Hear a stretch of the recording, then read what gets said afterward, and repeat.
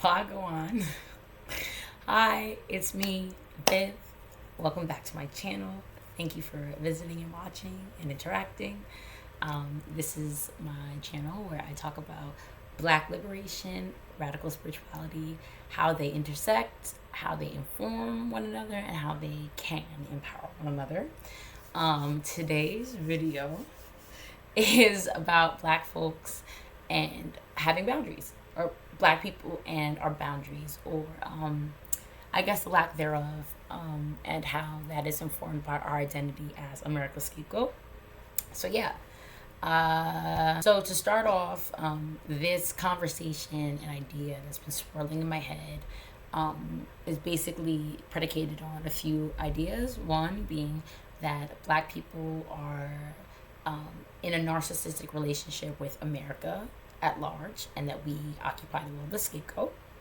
And I guess one point A being that is the word analogous? I think the word is analogous to like a family narcissistic and scapegoat dynamic. Two, that Black culture is American culture, and American culture in turn is watered down, repackaged Black culture. And that three, all of American society, history, is entrenched in the legacy of chattel slavery and the reality of anti-Blackness, afro-pessimism. Go watch the video. Okay, so to start, I wanted to talk about some of the ways that the scapegoat in a family dynamic is not allowed to have boundaries, and kind of tie that to how that shows up for Black folks. So reading off this image, one of the things is like most family stories center around your inadequacy, you're being blamed for everything that goes wrong in the nation, being told that you're crazy, reactive or too sensitive if you point out the issues, which is kind of what this entire video is about, and being labeled as the volatile one, which I'm probably getting to in another video. But yeah, to start, I think we've kind of been led to believe in America that anti-Blackness only looks like hate crimes and being called slurs, and in a mean way, because I'll get into that later. Okay. But yeah, that anti-Blackness only looks like a hate crime or a slur, that it has to be very explicit, very violent, specifically physically violent, and if it's not, that it's not anti-Blackness, it's not that deep, and in that comes Black people not being allowed to have boundaries, right? So when I was growing up in the late 1990s, there was something called Ebonics, and if you spoke in Ebonics, it made you stupid, ghetto, and you were either an actual Black person, or you were then told that you were acting and demoralized as if you were a Black person, right? Now we know that is African American vernacular English, which is in fact a vernacular, kind of like patois, if you will, wagwan. But it's now being kind of relabeled as internet slang. And Lani's Lens did a really great video that I'll link below. But in this, right, when Black people tell non-Black people, AAVE is for Black folks, right? Like, period. Like when a non-Black person is like, oh, period to me, I'm like, why are you talking to me like that? I didn't say that to you, did I? Right, when cultural appropriation, right, it's like, it's just hair. All of these reactions, it's gaslighting and it's minimization to Black people's boundaries, are kind of manifestations or examples of Black folks not being allowed to have boundaries as the scapegoat, and B, this reimagining of what anti-Blackness actually is and its impact. So in that not allowing us to have boundaries, right, we're being gaslit, right, we're being our feelings and the impact it has on us is minimized, but also the impact that it has on society at large is also minimized, right? Like, we don't live in a vacuum. And these microaggressions, like speaking in AAVE or cultural appropriation, right, are what make macroaggressions, right, like systematic anti-blackness. This is what allows it to thrive. This is what allows it to exist, right? We see this kind of like as after the Me Too movement, right? We start talking about like, hey, like certain jokes about SA are not okay, and people are like, oh, it's just a joke, but it normalizes the system, right? You make this joke and you think, oh, it's just me, but in your brain something makes you think that it's okay, right, to make these jokes, to, and then in turn that these beliefs and ideas that you have about in this case black folks, right, are not only true but they're justified, and any pushback is too dramatic, i.e. not allowed to have boundaries. 2, blackness and the one drop rule, or the weaponization of the one drop rule. Now, this is something that I did kind of almost touch in the last point. Maybe I didn't, who knows. But I guess you'll know when you're done watching it.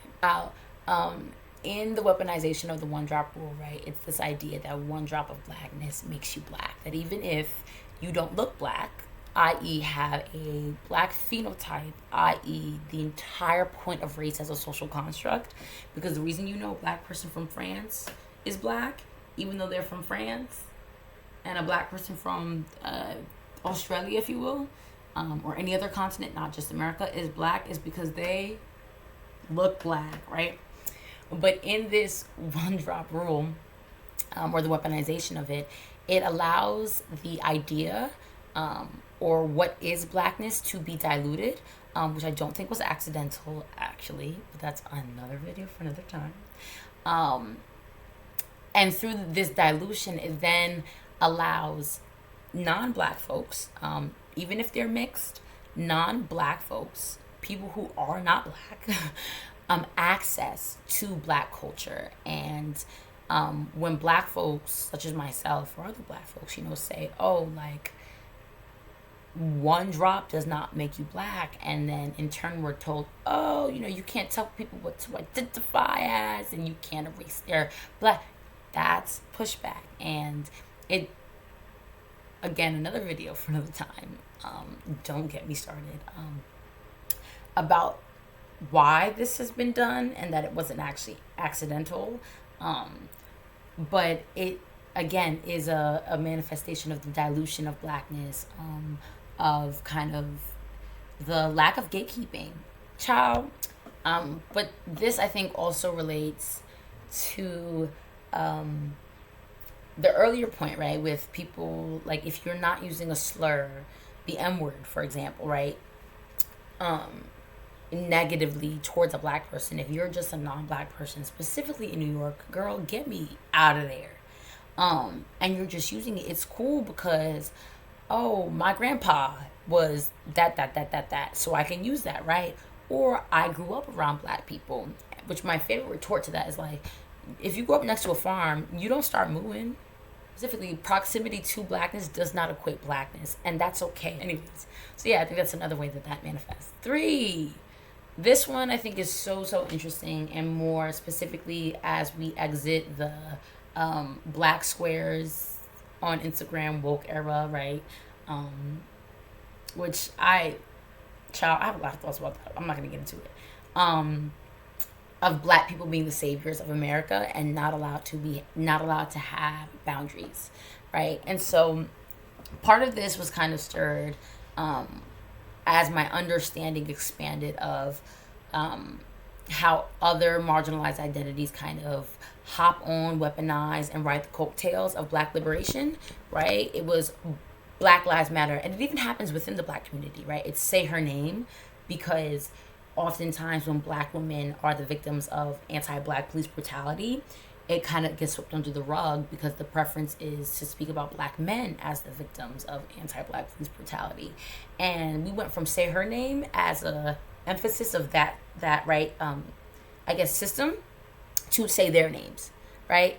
Black Lives Matter, now it's these people's lives matter, right? And that refusal to, we're not allowed to gatekeep. And what this video really might be is low-key me intellectualizing a rant of why can't we gatekeep, child?